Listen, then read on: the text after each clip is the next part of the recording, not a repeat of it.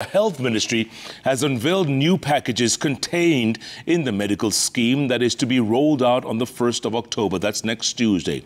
The ministry says the packages have enhanced benefits that show the government's commitment to achieving universal health coverage for all Kenyans and to ensure access quality, equitable and affordable services without experiencing financial hardship.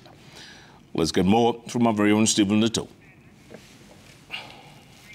In what the government now terms as a low-cost and high-impact intervention of the healthcare provision in the country, the Health Ministry and its working group has unpacked the new package of the medical scheme.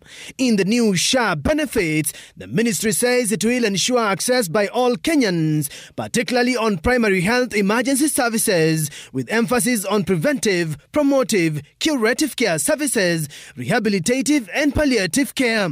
Screening for chronic diseases and provision of palliative care services has also been added. It was previously not covered under NHIF. Under the outpatient care package, there will be lab services for diabetes, hypertension, sickle cell and asthma, with a focus on comprehensive care including preventive and chronic conditions. Under inpatient, reimbursement rate is standardized across hospitals, irrespective of whether it is a private or public facility. Sha has also introduced Linda Mama package, which covers for the antenatal care ANC, postnatal care PNC, delivery by CS and NOMO, newborn child and anti-D serum. In addition, indigent mothers will be covered by the government for full benefits with improved reimbursement of 10,000 shillings for normal delivery at dispensary and health centers. Renal services have also been enhanced under Sha. Dialysis scope has been expanded, as well as new service on peritoneal dialysis, kidney transplant for donor and recipient and post-transplant immunosuppressants. Under mental health services, Sha has increased the rate of reimbursement for drug and substance abuse rehabilitation. The new packages also entail hematology and oncology services that has an expanded scope that includes management of sickle cell disease, diagnosis and staging of cancers, as well as standardized treatment of cancers based on clinical guidelines. Under emergency evacuation and treatment, the packages include emergency evacuation from the point of the incident to the nearest facility. Resuscitation and stabilization in life-threatening conditions is also guaranteed and is accessible to all Kenyans regardless of registration or premium payment status. Also in the package are palliative care, overseas treatment, screening services, optical services and surgical services. Stephen Leto, Citizen TV. Stephen, thanks so much for that. Now, listen, concerns are rising over what appears limited allocations in the enhancement of various medical services, despite the expected higher premiums by contributors.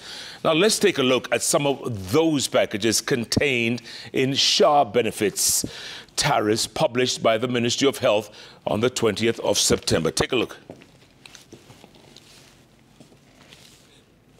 Now, we begin with maternity care. The new medical system and scheme will pay for normal delivery at 10,000 shillings, while cesarean sections will benefit with 30,000 shillings, and this will be at all level hospitals. Now, under optical care, 550 shillings has been assigned for glasses. But there is a limit.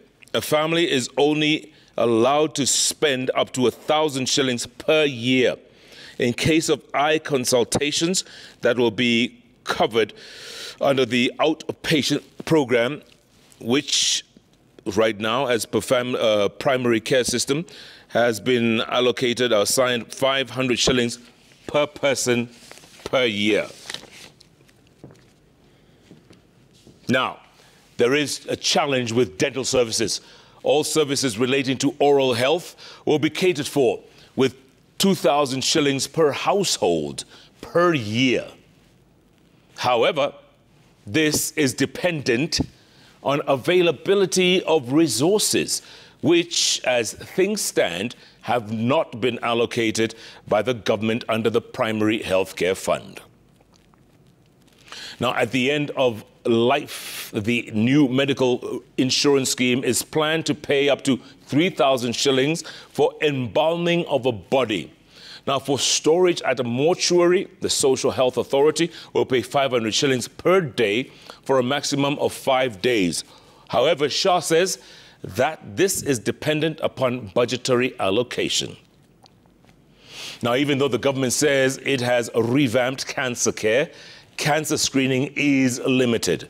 Screening for prostate cancer through prostate screening antigen will be financed with up to 1,500 shillings.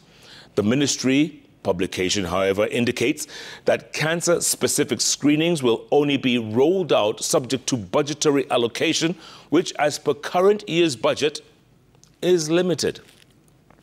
Now, patients needing admission will be covered for 2,240 shillings per day at level 3 hospitals. This is, however, limited to 180 days per year per family, equivalent to 6 months. Now, the biggest shocker is perhaps in critical laboratory investigations. The authority will pay 4,300 shillings only per person per year for essential diagnostic laboratory investigations for diabetes to diagnosis, cardiovascular diseases, and now the authority will pay 2,850 shillings for lab investigations per person per year.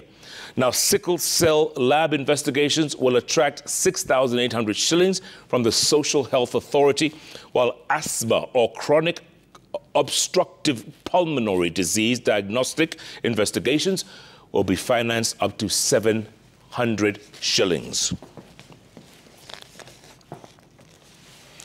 Now, don't forget, that is the topic of conversation on tonight's JKL, which is live from Taifa Hall at the University of Nairobi. My colleague Trevor Ombija is standing by there with top ministry officials, and they'll be going through all of that. So stand by for that. I know there's a lot of confusion. There's a lot of inaccuracies. Of people think that this and that and the other. Have your questions, have your comments. That is the show for you